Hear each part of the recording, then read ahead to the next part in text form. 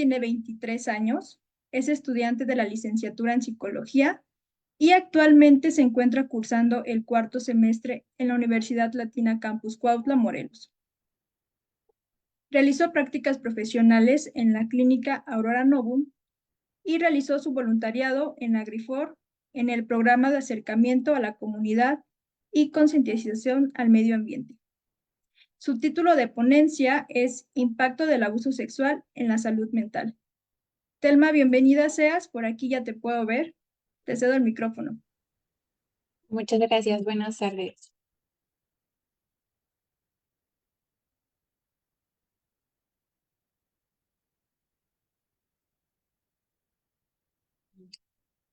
¿Sí se está presentando bien? Todo bien, Sí. Telma. Sí. Bueno, pues muy buenas tardes. Muchísimas gracias por la presentación y muchísimas gracias por darme este espacio. Como ya les habían dicho, mi nombre es Telma y soy estudiante de la carrera de psicología. En esta ponencia, cualquier duda, cualquier pregunta, si me hacen el favor de comentarme, yo con gusto voy a responderlas. He preparado esta ponencia del impacto del abuso sexual en la salud mental porque me parece muy importante que reconozcamos factores que, como bien decía la psicóloga Yereni al inicio, no son conversaciones que tengamos tan públicas, no son temas que toquemos tan públicos, tampoco creo que sean temas que podamos tocar a la ligera. Y me parece muy importante que todos tengamos al menos bases sólidas para este tipo de casos. Para comenzar, me gustaría hablarles un poco acerca de esta introducción para la ponencia. El abuso sexual es una experiencia profundamente traumática que tiene un impacto significativo y duradero en la salud mental de las víctimas. El abuso incluye cualquier forma de tipo de abuso sexual no consentido, así como la coerción o manipulación para realizar actos sexuales. Las víctimas pueden ser de cualquier edad, género o trasfondo socioeconómico. Para explicarles un poco de esto, eh, ya habíamos visto, el abuso sexual es cualquier tipo de acto sexual no consentido hacia la otra persona. Aquí nos vamos desde el abuso sexual infantil, desde el acoso sexual. Les voy a hablar de los 10 tipos de abuso que pude integrar. El primero es el acoso sexual. En el acoso sexual podemos encontrar hostigamiento, podemos encontrar interpretaciones como ya sea miradas. Aquí me gustaría hacerles un énfasis. Hay muchos casos y por lo que tuve el gusto de investigar, en los que las personas se manifestaban con que las miradas no significan nada, con que si una persona estaba mirando de manera inapropiada a otra, esto no significa nada, que la mirada no significa nada. Y desde la entrada del acoso sexual quisiera aclararles algo. Las miradas sí significan algo. Las miradas, si una mirada te incomoda, significa algo. No hay una razón por la que decir, no, tal vez me estoy haciendo ideas, no, tal vez esto no está sucediendo. Hay que tener muy en claro esto. Desde el momento en el que una actitud como una simple mirada te está incomodando, no hagamos caso omiso, pongamos la atención. Esto ya entra desde el acoso sexual. También el hostigamiento, una falta de respeto, un silbido, todo ese tipo de casos puede entrar en el acoso sexual y es un tipo de abuso sexual. Como segundo, tengo el abuso sexual infantil. En el abuso sexual infantil no necesariamente tiene que ser un adulto el que está haciendo el acto, no necesariamente tiene que ser un familiar y tampoco tiene por qué ser necesariamente una persona fuera del círculo familiar del infante. En este caso, el abuso sexual infantil puede ser incluso por una persona que también sea menor de edad, estamos hablando de otro infante, ya sea porque sea mayor o inclusive pues hay casos reportados donde los niños comparten la misma edad. El abuso sexual infantil es cualquier forma en la que un adulto busque satisfacción sexual a partir de actos sexuales con un infante. También tenemos la violación. Como tercer punto puse la violación porque me parece que hay que direccionar un poco hacia dónde vamos. El abuso sexual entra en cualquier categoría donde se esté buscando la satisfacción sexual. La violación involucra penetración, penetración de cualquier tipo, ya sea con el cuerpo o con algún otro objeto. La violación implica esto, ya el acto sexual en la penetración. Como cuarto, el incesto. El incesto es, estamos hablando de esta relación interpersonal entre personas de la misma familia. En el caso del incesto, tenemos obviamente el reporte de que pues no es un acto legal. Y en este caso deberíamos de ponerle atención a qué involucra el incesto. El incesto es esta relación donde pueden ser hijos con padres, donde puede ser una relación entre hermanos, entre primos, de este mismo lazo familiar. En el incesto cabe aclarar que hay que hacer esta separación de entre el abuso sexual infantil y, y el término del incesto. ¿Cuál es esta separación? Cuando un hijo está siendo agredido sexualmente por parte de su padre, de su madre, entra en el abuso sexual infantil. No, no se le da el término del incesto, porque en el incesto estamos hablando de que sean al menos mayores de edad y que sea una relación, vamos a llamarlo de alguna forma, consensuada. Y el abuso sexual infantil es totalmente esta agresión de la violación o cualquier tipo de abuso. Como quinto punto tenemos el exhibicionismo en los tipos del abuso sexual. El exhibicionismo entra en esta búsqueda de satisfacción por parte de la persona en la que si es vista, ya sea en actos de masturbación, ya sea que la persona decida que quiere presentarse desnuda ante otras personas, esto entra en el término de el exhibicionismo. Como sexto punto tenemos el voyeurismo. El voyeurismo es el acto en el que la persona espía a otra persona. Esto es en actos íntimos. ¿Qué quiere decir esto? Si la persona se está bañando, si la persona está teniendo relaciones sexuales, si la persona está teniendo algún tipo de estimulaciones, la persona que está haciendo el voyeurismo tiene placer al ver a la persona. En la mayoría de los casos, pues la persona tiene este tipo de satisfacción. Como séptimo punto, el abuso sexual en relaciones de poder. ¿Qué quiere decir esto? Las relaciones de poder estamos hablando desde profesores a alumnos, desde algún trabajo en el que involucre al jefe y al trabajador. Y este tipo de abuso sexual en relaciones de poder habla de condicionar a la persona.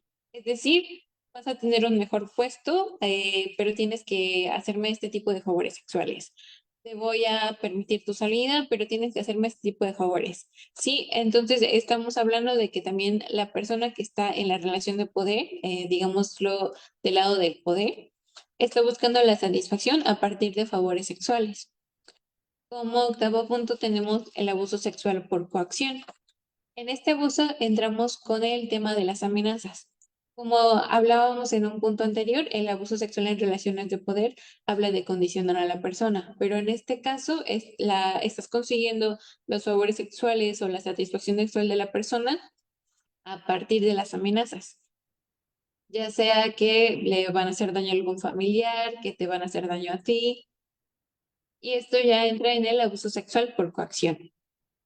Como noveno punto tenemos el tráfico sexual.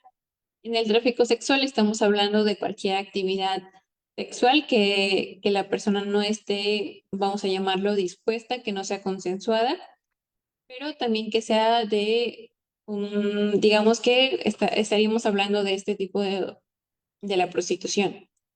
Como décimo punto tenemos la explotación sexual comercial. ¿Cuál es la diferencia entre el tráfico sexual y la explotación sexual?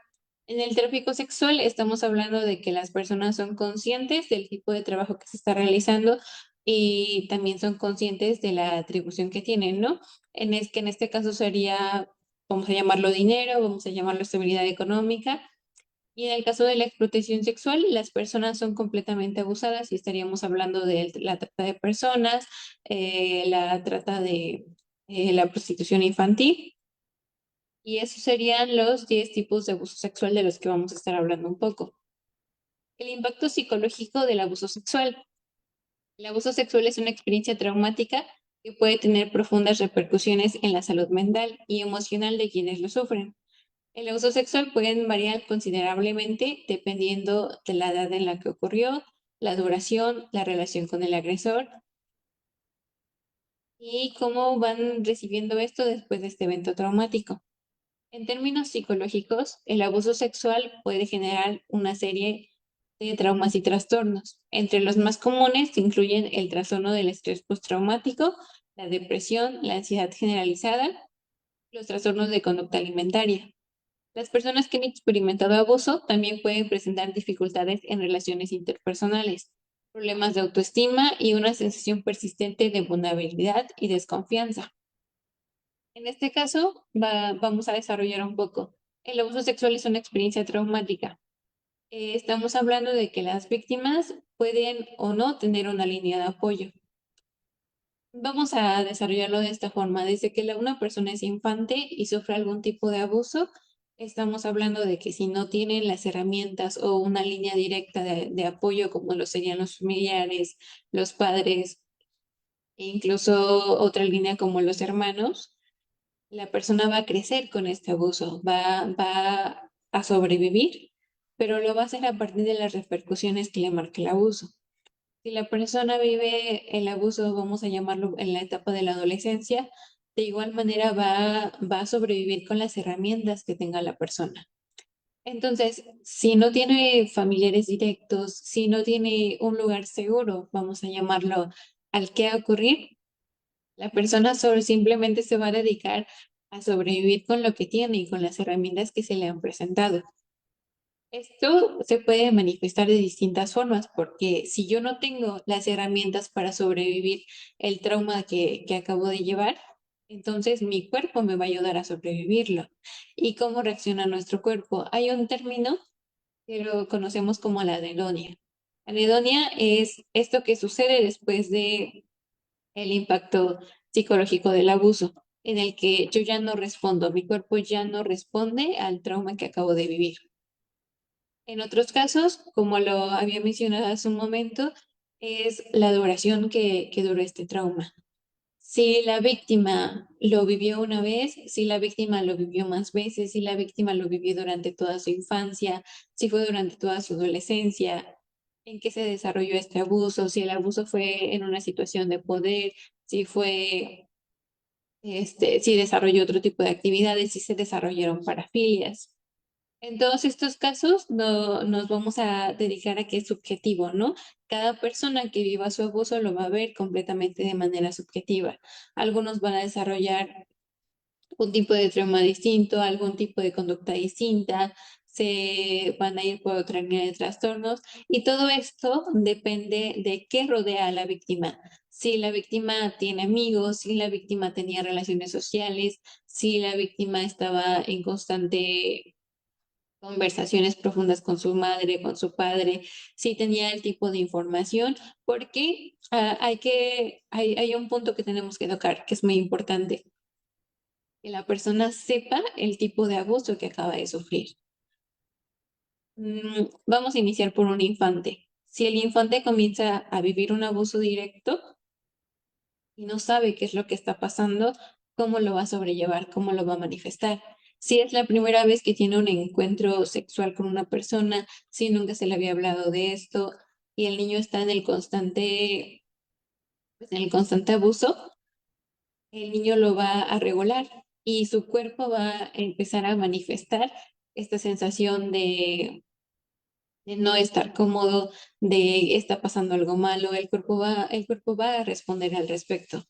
Y entonces el niño se puede enfermar o se siente sucio, su cuerpo va a manifestar las cosas que sienta a pesar de no tener esta información. El cuerpo va a reaccionar a que está sucediendo algo que está mal. A pesar de no saber qué es lo que acaba de suceder, el niño va a estar incómodo. Y de aquí van a depender dos factores. Si el niño tiene la confianza con sus responsables de poder hablar del tema. Si el niño va a poder manifestar, mamá, acaba de pasar esto, me siento mal por esto, me hicieron esto, alguien me tocó, alguien me gritó, alguien abusó de mí. alguien hizo esto y no me gustó y me siento incómodo. ¿Y cómo responde en este caso, ya sean los padres o los cuidadores del pequeño? A partir de esto, el niño va a diferenciar la atención que está recibiendo y su impacto, a partir de aquí, el impacto de este abuso es el que va a diferir. Si hay cuidados al respecto, si hay una respuesta al respecto, si el niño a muy temprana edad comienza a trabajar con el trauma que está viviendo en el momento, va a desarrollar otro tipo de secuelas. Claro que va a haber secuelas. Esto hay que tenerlo muy en claro. No podemos pasar de un abuso sexual a sanar completamente la herida y decir, vamos a trabajarlo y ya no va a existir después. No, en las secuelas van a estar, obviamente va a haber herramientas, va a haber un trato psicológico, va a haber pues una terapia, va a haber un proceso terapéutico. Sin embargo, estas secuelas van a estar presentes y se van a trabajar a lo largo de la terapia con el infante, con el adulto, con la persona que esté presente en el abuso. Y a partir de esto es donde es crucial. Y si el niño lo cuenta, pero no hay esta atención, no reaccionan sus cuidadores, no hay un seguimiento de esto, ya sea que mamá o papá trabajen, ya sea que los cuidadores pues hagan caso omiso, o incluso en el caso de que uno de los agresores sea uno de los cuidadores del niño, el niño también va a entender esta herida y la va a bloquear, ya sea que continúe con su vida, pero con un proceso de bloqueo. ¿Qué queremos decir con el bloqueo? Que el niño elimine estas partes, que el niño deje de procesar en el momento en el que está sufriendo el abuso. En el momento de este trauma, el cuerpo va a encontrar la manera de cubrir esta parte tan traumática. Entonces puede bloquearse. Y a raíz de eso, mientras vaya evolucionando la persona, se van a desarrollar estos bloqueos. Y por eso encontramos muchos abusos en muchas personas abusadas, muchas víctimas en las que no se recuerda nada del abuso o no se recuerda el momento o se sabe que sucedió algo, pero no saben cómo, no saben cómo fue, no saben en qué momento fue, ya no recuerdan los escenarios, ya no recuerdan ni siquiera en qué etapa de la infancia fue o en qué etapa de su vida fue. ¿Por qué se crea este bloqueo? Pero hay que tener en claro que este bloqueo es una respuesta al trauma y es una respuesta al dolor en la que tu cuerpo te está protegiendo del trauma ocurrido. Lo veíamos en términos psicológicos del abuso sexual, puede generar una serie de trastornos. Estos trastornos, en su mayoría, son trastornos de ansiedad, respuestas del estrés agudo, trastornos del estrés postraumático y ansiedad generalizada. En respuesta del estrés agudo, inmediatamente después del abuso sexual, es común que las personas experimentan respuestas de estrés agudo, que incluyen ansiedad intensa, miedo y una sensación de amenaza constante. Estas respuestas están relacionadas con el trauma reciente y pueden manifestarse a través de síntomas físicos como palpitaciones, sudoración, temblores y dificultades para respirar. ¿A qué nos vamos con esto? Si estamos hablando que se presenta inmediatamente después del abuso. ¿Qué quiere decir esto? Entonces yo siento un miedo intenso, va a pasar algo malo, está sucediendo algo malo, mi cuerpo está respondiendo al trauma, mi cuerpo está dando razones de que algo malo acaba de suceder. Y aquí nos vamos con que si comencemos a hablar de un adolescente. Estoy sintiendo miedo, está pasando algo, estoy muy segura de que lo que acaba de pasar es un abuso, pero ¿voy a hablarlo o no lo voy a hablar? Estoy siendo amenazada, hay una línea de amenazas hacia mí, ¿puedo hablarlo? ¿No puedo hablarlo? ¿Me siento culpable? Y todos estos pensamientos juntos incluyen una gran ansiedad intensa, miedo y una sensación de amenaza, porque ya me siento amenazada, acaba de suceder algo y sé que es algo malo y sé que me acaban de hacer daño y sé que yo estoy pasando por el daño. Entonces, las respuestas del estrés agudo son estas, es inmediatamente después del abuso sexual. En trastornos del estrés postraumático, el abuso sexual es una causa común. Este trastorno se caracteriza por la representación del trauma a través de recuerdos intrusivos, pesadillas, flashbacks o reacciones físicas intensas cuando se enfrentan a recordatorios del evento traumático. Los síntomas de evitación, como evitar lugares o personas asociadas con el trauma. La la hiperactivación, como dificultades para conciliar el sueño o respuestas exageradas de sobresalto, también son comunes.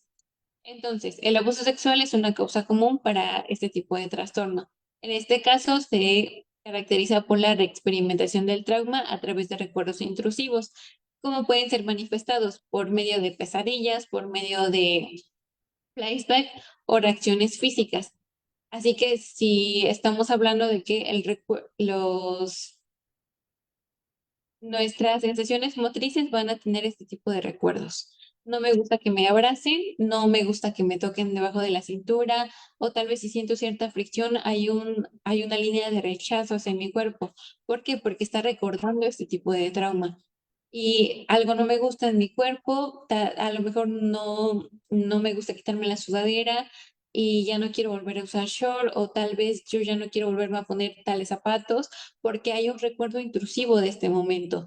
Yo no quiero volver a pasar por el mismo lugar en el que se sufrió el abuso, yo no quiero volver a estar con las mismas personas.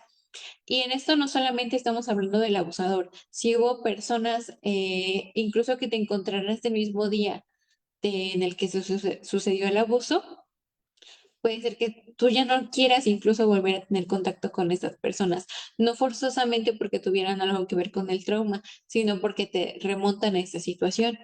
Estos son los recuerdos intrusivos. Ya no hay peligro en ese momento. En el escenario en el que estás presente en la actualidad, ya no existe este mismo peligro y tal vez la persona ya no se encuentra. Sin embargo, esta sensación de estrés postraumático te remonta. Puede ser el clima, pueden ser los colores, la paleta de colores que tuviste ese día, pueden ser las personas, incluso pueden ser frases que tú escuches, la música que sucedió en ese evento. El trastorno de estrés postraumático va de esto, de todas las cosas que guardamos y no podemos olvidar. Entonces, tu memoria lo va a guardar para un momento en específico, que en este caso va a ser el recuerdo que te va a remontar. También tenemos la ansiedad generalizada. Además del trastorno de estrés postraumático, el abuso sexual puede contribuir al desarrollo de trastornos de ansiedad generalizada. Las personas pueden experimentar preocupaciones persistentes y excesivas sobre dispersos aspectos de tu vida, incluyendo su seguridad personal, relaciones interpersonales y futuro. Este estado constante de preocupación puede ser abrumador y dificultar el funcionamiento diario. La ansiedad generalizada puede contribuir al desarrollo de trastornos de ansiedad. ¿A qué nos vamos con eso? El abuso sexual, como lo mencionábamos con el trastorno de estrés postraumático, es un evento que se va a quedar guardado. Si bien hay un bloqueo, si bien hay una respuesta de negación, si bien la persona no lo recuerde no conscientemente, la ansiedad generalizada va a estar presente. Este síntoma de preocupación, como lo veíamos también con las respuestas del estrés agudo, esta característica de recuerdos intrusivos, como lo veíamos con el estrés postraumático, son momentos en los que, a pesar de que todo esté en orden, vamos a sentir que hay algo mal, porque este bloqueo no se va a ir. Ahora vamos a hablar de las fobias y los miedos específicos, que van de la mano con los trastornos que mencionamos en su momento. El abuso sexual también puede estar asociado con el desarrollo de fobias específicas o miedos intensos relacionados con situaciones, lugares o personas que recuerdan al evento traumático. Lo que les mencionaba hace un momento, no necesariamente son solamente el abusador el que causa este problema, ahora también las personas que visten el momento del problema, las personas que te encontraste, incluso las personas que saludaste o hasta cómo iban vestidas en ese momento, te pueden regresar al momento del evento traumático. Estos miedos pueden ser tan intensos que interfieren significativamente con la capacidad de la persona para participar en actividades normales y llevar una vida plena. ¿Cómo podemos ver estas manifestaciones? Que la persona tal vez ya no quiere volver a ir a la escuela o ya no quiere volver a ir a un lugar para comer o tampoco quiere ir. Incluso lo podemos ver en las manifestaciones cuando un adolescente no quiere estar en su casa. Hay un momento en el que si el cuidador es el abusador, la persona va a buscar cualquier tipo de excusa para ya no estar presente en esos momentos ni en esas situaciones, porque para él estos ya se habrán vuelto situaciones de riesgo y su cuerpo se va a manifestar. Incluso si él quisiera mostrarse de forma plena, quisiera hacer caso omiso a todo lo que está sucediendo, el mismo cuerpo va a tener este rechazo. Como lo mencionaba hace un momento, en el estrés postraumático, la persona ya no quiere ser tocada, ya no quiere ser abrazada, incluso puede ser que ya no quiere que sea saludada, porque va a representar pues un miedo en específico, va a representar una fobia a raíz de lo que acaba de suceder. En el impacto de la autoestima y la confianza, es muy importante reconocer que la víctima ha sufrido una violación no solamente hacia su cuerpo, sino también esta parte del abuso. Cuando se es infante, cuando recién estamos desarrollando, lo que más quiere vivir una persona es conocer, es esta experiencia. En alguna ocasión, en alguna de mis clases, una profesora nos hablaba de que al momento en el que nosotros nacemos es nuestro primer impacto al mundo. Queremos conocer, queremos tocar, queremos sentir, y la respuesta que tenemos es el alimento de nuestras madres, ¿no?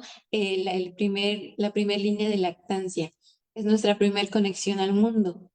Y a partir de esto, el niño, en el primer contacto con la madre, en su primer lactancia, hablaban de que la lactancia se sentía como algo muy dulce, como el alimento más dulce que el niño pueda conocer. Y ese era su primer contacto al mundo.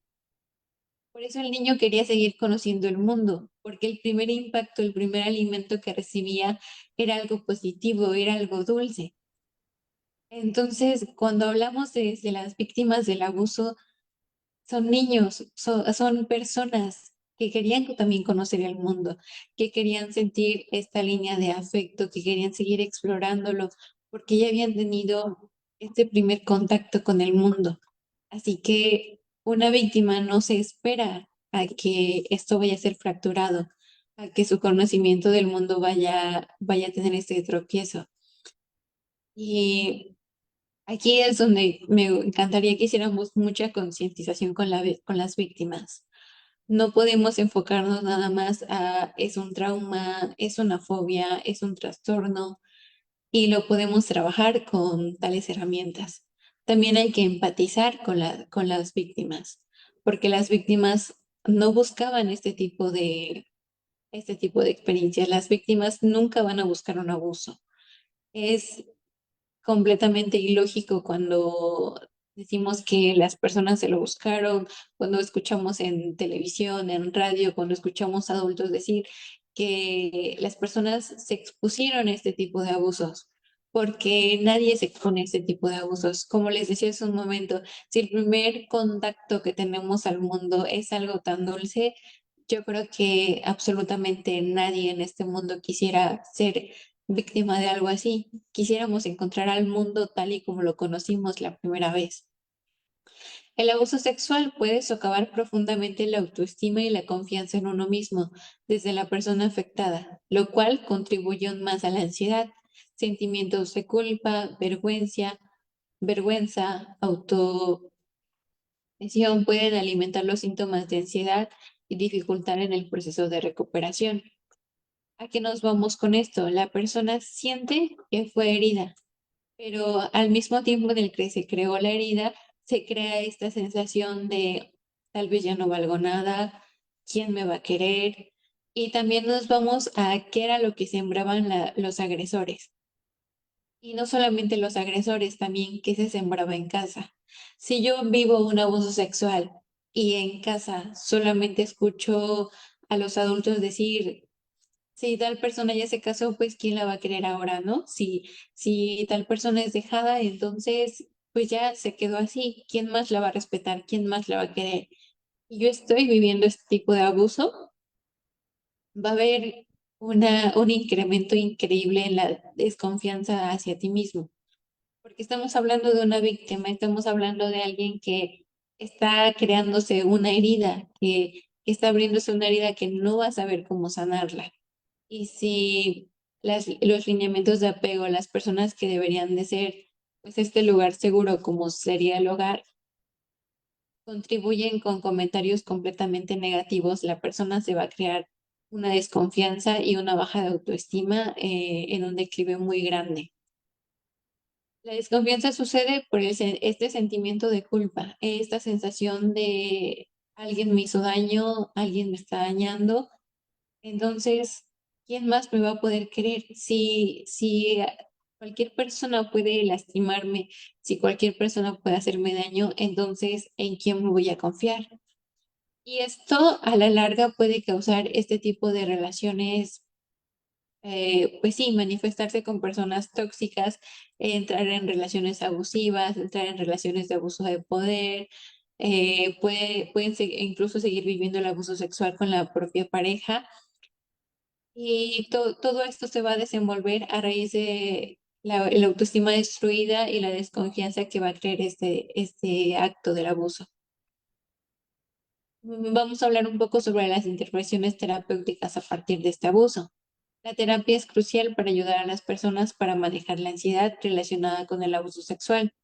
La terapia cognitivo-conductual, la terapia de exposición y otras modalidades basadas en el trauma pueden ser afectivas para reducir los síntomas de la ansiedad, ayudar a la persona a procesar el trauma y mejorar la calidad de vida. Las intervenciones terapéuticas no solamente son líneas, no es un lineamiento en el que en 2 o 3 meses o en 4 meses ya vamos a estar libres de la herida del abuso.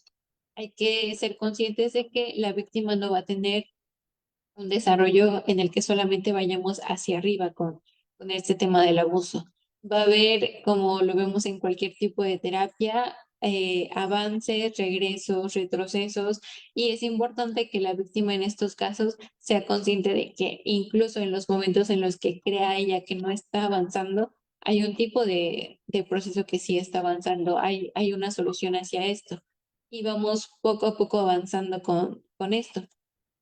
Es muy recomendable la terapia cognitivo-conductual, la terapia de exposición, a pesar de que la terapia de exposición suena un poco agresiva porque estamos hablando de que tal vez vas a estar en los escenarios en los que sufriste el abuso, tal vez te vas a presentar en lugares que, aunque ahora son seguros, para ti representan un miedo en específico. Pero al final del día, el objetivo de la terapia de exposición es enfrentarte a este miedo. Y tal vez lo haces de forma más directa, tal vez se sienta un poco impactante. Sin embargo, es muy recomendable para poder focalizar los miedos, para saber dónde vienen las fobias y para que poco a poco se regrese esta línea de confianza en la que puedo presentarme aquí, puedo ir a este lugar y no va a pasar nada malo. El estrés traumático y su impacto físico.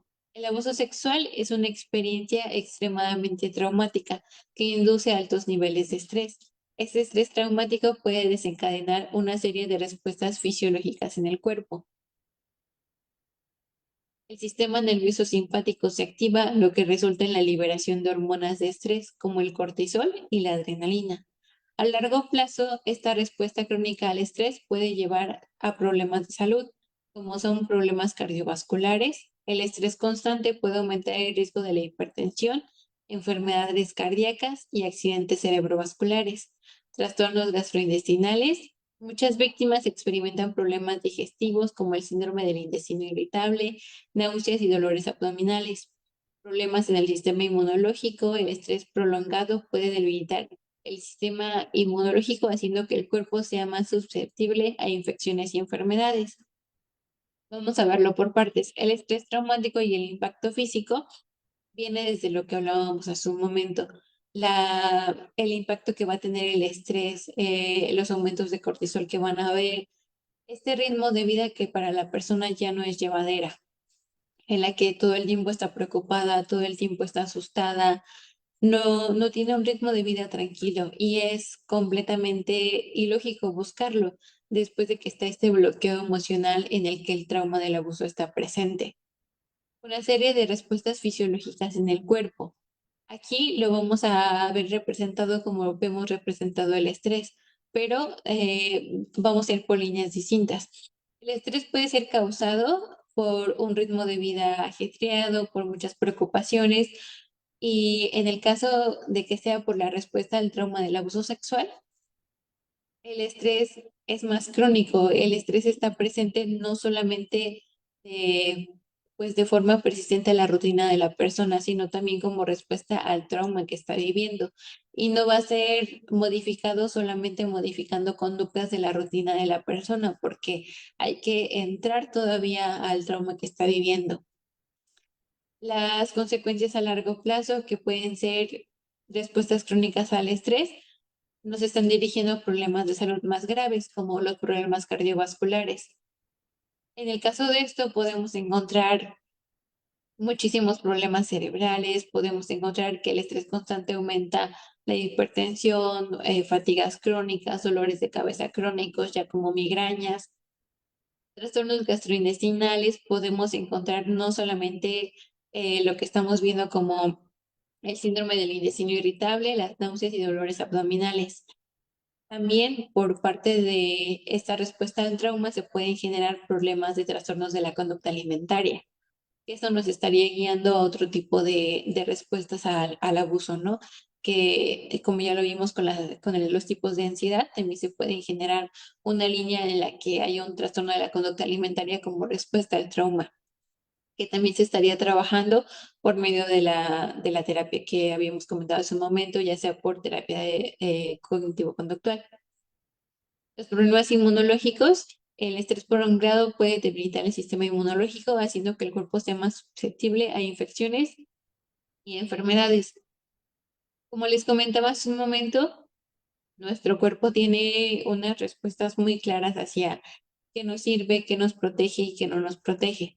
Cuando nosotros no estamos protegiendo nuestro cuerpo, cuando nosotros no sabemos la forma adecuada en cómo cuidarnos a partir de esto, pueden estar estas respuestas a que la persona se enferme muy seguido, a que a raíz de este mismo estrés, en el impacto físico que estábamos viendo hace un momento, estas respuestas a largo plazo, la persona sea muy susceptible a enfermarse. Como herramientas de apoyo tenemos la terapia individual. Es fundamental para el desarrollo y el crecimiento para superar este tipo de traumas. Encontramos la terapia cognitivo-conductual, que ayuda a cambiar patrones de pensamiento y comportamiento negativo. En la terapia cognitivo-conductual, pues nos encontramos en un cara a cara con nuestro terapeuta. 5 minutos Aquí para ir trabajamos, cerrando, por favor. aquí estaríamos trabajando para cambiar los patrones del pensamiento. En la terapia de procesamiento cognitivo específica, es específica para el trauma, ayuda a las víctimas a procesar y revalorar los pensamientos sobre el abuso. La terapia EMDR, de sensibilización y reprocesamiento por movimientos oculares, ayuda a las víctimas a procesar y superar recuerdos traumáticos. Encontramos grupos de apoyo que proporcionan un espacio seguro para compartir experiencias y recibir apoyo de personas que han pasado por situaciones similares.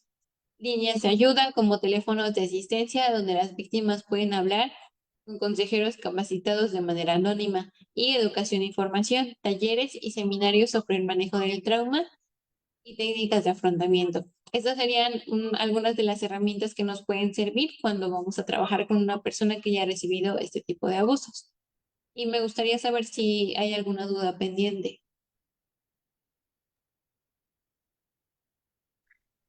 Muchísimas gracias, Telma. Qué gusto que personas como tú se interesen en este tipo de eventos.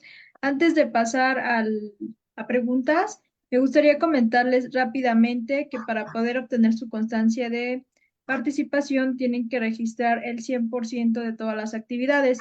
En este caso serán 5 registros totales y recuerden que el enlace se pasa aquí en el chat de Zoom como en el chat de Facebook, ¿vale? El enlace solamente dura 15 minutos de inicio. Una vez transcurridos los 15 minutos, se elimina por completo. Entonces, para que por ahí estén atentos. Nada más un favor, en cada enlace solamente envíenlo una sola vez para no tener tanta información duplicada, ¿vale? Muchísimas gracias a todos y muchísimas gracias, Telma. Ahora sí pasamos a preguntas. Las personitas que se encuentran aquí en Zoom pueden encender sus audios y los que se encuentran viéndonos a través de Facebook pueden compartirnos a través de comentarios. Les estaremos leyendo. Si me permite, Telma, tenemos un comentario de Facebook de Cristi. Ella nos dice, ¿cuánto puede durar un niño en manifestar un abuso? Claro, aquí estaríamos hablando de lo que les dije hace un momentito. El abuso es completamente subjetivo para la vivencia de cada persona. Entonces, esto no solamente va a depender del tipo de abuso que sufra el niño, sino también del lugar que tenga el niño. Si el niño tiene un lugar seguro, si el niño puede tener manifestaciones seguras o conversaciones seguras con sus padres, con sus hermanos. De esto dependería la manifestación del niño para presentar que está viviendo algún tipo de abuso. Sin embargo, es detectable. Sí, hay muchas herramientas que nos pueden servir, como en los comportamientos del niño, como el tipo de actitudes del niño, si de repente el niño cambia y era muy extrovertido y ahora no lo es, o viceversa. Podemos encontrar manifestaciones de él por medio de sus conductas. A pesar de que el niño no manifieste que está siendo abusado, se puede reconocer por medio de sus comportamientos si se le tiene los cuidados adecuados. Muchas gracias. Elisa, parece que tenías la mano levantada. ¿Te gustaría Eh, comentarnos algo? sí, hola, muy buenas tardes. Espero si me escuche. Y Te claro, escuchas Este, muy bien. gracias. Yo tengo una duda. ¿Por qué el incesto se considera una forma de abuso sexual? No entiendo. O sea, si se supone que en el incesto, pues ya son dos personas mayores de edad y aunque sean familiares, dan ambos su consentimiento. porque a pesar de que la actividad sea consensuada, estamos hablando de repercusiones psicológicas que va a tener para la persona. Independientemente de que esta sea una actividad, como lo dije hace un momento, consensuada, sí hay repercusiones de manera psicológica. Hay un entorno en el que, como tú te estás desarrollando en una familia, tú te estás desarrollando con, vamos a llamarlo, pues, con parte de la sociedad, con la escuela, hay ciertos lineamientos que la misma sociedad te va guiando.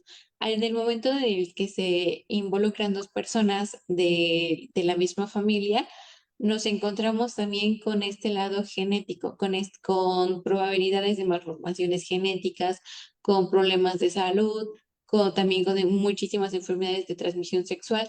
Es un riesgo completamente, y no solamente de forma psicológica, sino también de forma física. Ok, gracias. Jaime, te escuchamos. Bueno, yo tengo una duda respecto a el tipo de terapia que se dan. Aquí, por ejemplo, hablan del cognitivo-conductual, pero más que nada, pues toda la parte cognitiva. ¿Habrá alguna otra rama, no, una otra corriente que pueda tratar el abuso sexual? Por ejemplo, he escuchado mucho de respecto al psicoanálisis, he hablado sobre humanistas y me gustaría saber si solamente el cognitivo conductual es el que puede tratar. No, claro, en las herramientas de apoyo se puede tratar desde cualquier rama de la psicología, humanismo, sistémico e incluso en temas de psicoanálisis. Se recomienda la terapia cognitivo-conductual porque, como lo había mencionado al inicio, es un cara a cara. Entonces, te ayuda a cambiar los patrones. Es más recomendable, vamos a llamarlo así, porque te va a ayudar con los comportamientos negativos que estés manifestando en el momento. Vamos a verlo de esta forma, la terapia cognitivo-conductual va a buscar tu objetivo formalmente, no te va a indagar alrededor del trauma, sino que se va a ir directamente con cómo van a trabajar este trauma.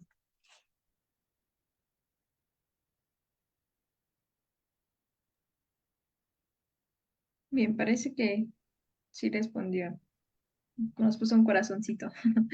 Bien, si te parece, voy a seguir leyendo aquí unos comentarios que tenemos en el chat. Brenda nos dice, buenas tardes. Es fundamental contar con una red de apoyo saludable. De esa manera será mejor la contención en todo momento y siempre validar lo que se está sintiendo. ¿Te gustaría comentar algo al respecto, Telma?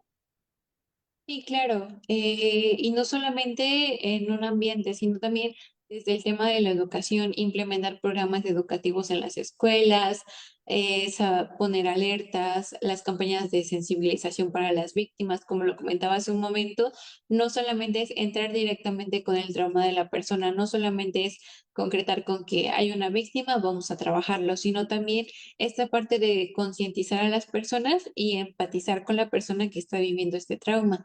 El apoyo a las víctimas también es fomentar una línea segura en el que se sepa que aunque estés de un lado tercero de la situación, hay menos miedo a que la gente se va a enfrentar. Hace un momento hablaba del tema de la terapia de exposición, en que la persona se iba a enfrentar a escenarios que para ella eran completamente difíciles. Esta línea de apoyo, esta línea de sensibilizar a las personas nos puede ayudar porque si me voy a enfrentar a la sociedad, pero la sociedad está consciente de este tipo de traumas, va a haber más empatía en el entorno y obviamente va a ser mucho más fácil poder enfrentar este obstáculo.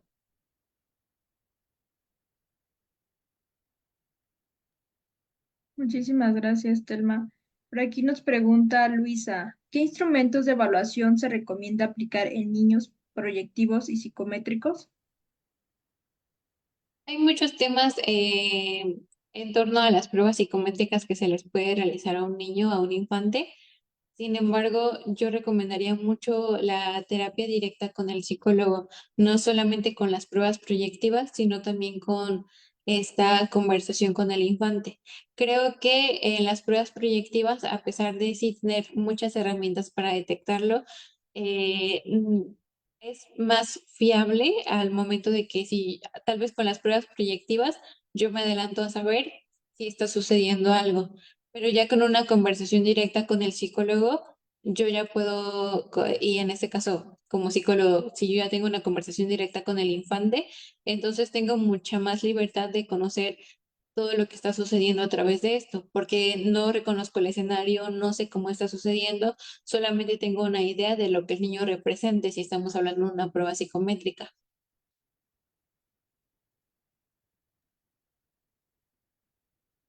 Gracias, Telma. Tenemos una manita levantada de Jessica Jiménez. Jessica, te escuchamos. Adelante. Muchas gracias. ¿Sí me escuchan bien? Sí. Perfecto. Bien, bueno, mi pregunta, no sé si alguien me puede orientar. Bueno, yo soy estudiante de psicología y en el momento de mis prácticas tuve una pacientita que, bueno, ella era una paciente adulta de 35 años de edad que, digamos, yo fui su primer contacto con esta parte más cercana a la psicología y desde la primera sesión, de alguna manera ella se abrió conmigo y me confesó que había sido víctima de abuso sexual, no solamente por su padre, sino por varios de sus vecinos. Entonces,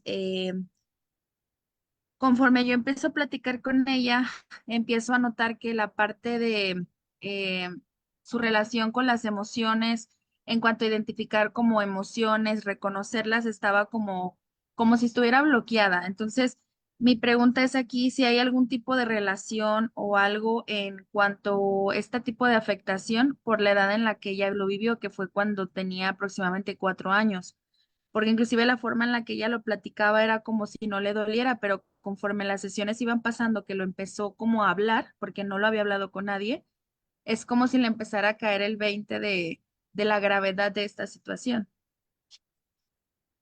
Sí, claro, lo comentábamos hace un momentito con respecto a este bloqueo del trauma, la respuesta al trauma. Si nunca se comenta, si nunca se habló, si la persona siguió completamente con su vida. Y en ese caso, vamos a formularlo de esta manera, ¿no? La señora continuó viviendo con su trauma, pero lo guardó, no lo manifestó, tal vez no hubo manifestaciones conscientes de la persona, simplemente continuó con esta parte. Entonces existe esta línea de bloqueo emocional completamente fuerte a raíz del trauma. Si yo no me remonto al trauma, si yo no lo recuerdo, entonces no lo siento. Pero a la par de que estamos obstaculizando este trauma, estos pensamientos intrusivos, también estamos obstaculizando otras emociones. Entonces, así como acabo de bloquear el dolor y acabo de bloquear el miedo y acabo de bloquear las sensaciones negativas que me produce, también puedo empezar a bloquear otro tipo de sensaciones como la alegría, como la emoción. Y todo esto se reduce a que entonces yo me respondo emocionalmente muy poco a mi día a día. Yo tal vez ya no me emociono mucho, tal vez ya no siento mucho, y todo esto va de la mano con el obstáculo que le pusimos al trauma para que el trauma no se manifestara y no saliera. Muchas gracias.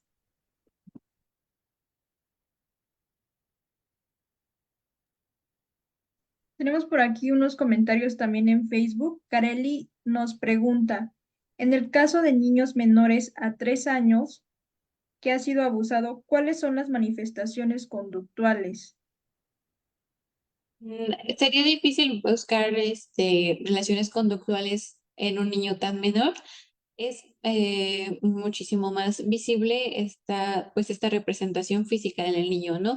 Obviamente va a haber manifestaciones físicas y en este caso sería con lo que vamos a evaluar qué tipo de abuso tuvo y cómo vivió el abuso y los escenarios en los que estaría. Estamos hablando de un menor realmente muy pequeño al decir la edad de 3 años, ¿no? Entonces, las manifestaciones van a ser más que nada físicas porque evaluar la conducta de un infante tan pequeño pues es mucho más complicado. Así que para la evaluación nos iríamos más del lado físico, las heridas que presenta. Y aquí lo que podemos encontrar de manera conductual sería si el niño presenta completamente un miedo hacia uno de los adultos que lo cuidan, ya sea un familiar o si está en presencia de cuidadores pues que no sean de su familia y el niño, no sé, comienza a llorar, comienza con un rechazo constante, sería el tipo de manifestaciones conductuales que podríamos encontrar en él. Muchísimas gracias, Telma. Tenemos otro comentario dentro de Facebook. Ángeles nos dice, sí, el abuso es dentro del núcleo familiar. Por ejemplo, un niño de 9 viola a un niño de 4 y se sabe pronto qué procede. ¿Es terapia familiar? No solamente terapia familiar, creo que también debemos de pensar desde el lado legal. Y aquí estaríamos hablando de que sí, es completamente un abuso, pero es difícil que encontremos a los dos niños en la situación y los juntemos para la terapia. Habría que evaluar procesos individuales, desde que el niño que hizo el abuso, hay que recordar que en el caso de los infantes repiten conductas. ¿Dónde reconoció él esta conducta? ¿De dónde la aprendió? Si la vio en algún video, si se la presentaron. E incluso hay que reconocer si el niño que cometió este abuso está siendo abusado o de dónde sale esta conducta. Y en el caso del niño abusado hay que también trabajar, como lo mencionaba hace un momento, ¿no? El abuso va a ser manifestado de forma completamente subjetiva hacia la víctima. Entonces, juntar a los dos niños, al menos en primera instancia, no me parece recomendable, porque tanto el niño está siendo víctima del abuso, tanto el otro niño es altamente probable que esté siendo víctima de otro abuso y desde una línea de concientización, pues no estarían ligadas con su proceso. Muchas gracias, Telma. Tenemos un pequeño espacio para una pregunta más. Cintia, tienes la mano levantada, te escuchamos. Hola, buenas tardes. ¿Sí me escuchan? Ok, bueno, mi pregunta es, en el caso de que ya hubo algún tipo de abuso sexual con un infante y este comienza a tener justo estas actitudes de hipersexualidad o sexualidad precoz, ¿cómo se aborda esta parte? O sea, si el infante ya está con estas señales de, por ejemplo, está pasando por mucha masturbación, está aumentando la masturbación, está haciendo todo el tiempo o más continua, ¿qué tipo de abordaje se podría hacer aquí, aparte obviamente del acompañamiento en psicoterapia? pero ¿qué más como a lo mejor padres de familia, como cuidadores, podríamos llevar a cabo para este tipo de conductas? O para explicar a los niños que qué está sucediendo, ¿no? Porque de igual forma creo que se despertó algo en ellos, en sus cuerpos, que pues no tenían conocimiento o fue antes de tiempo. Claro, en respuesta al trauma, como lo estábamos viendo, va a haber una búsqueda de satisfacción. Esto va a ser una respuesta del cuerpo para buscar que el trauma sea más llevadero. En este caso, vemos la manifestación como la hipersexualidad, en la que el niño va a buscar más relaciones, en la que el niño se va, tal vez quiere conocer más allá de lo que estaba pasando, y esto lo vemos como un reflejo de ahora, lo comentaba hace un momento, ¿no? La confianza y el autoestima del niño. Es altamente probable que este valor que se daba a sí mismo, este autorreconocimiento que él sentía por él, no esté presente o se haya perdido.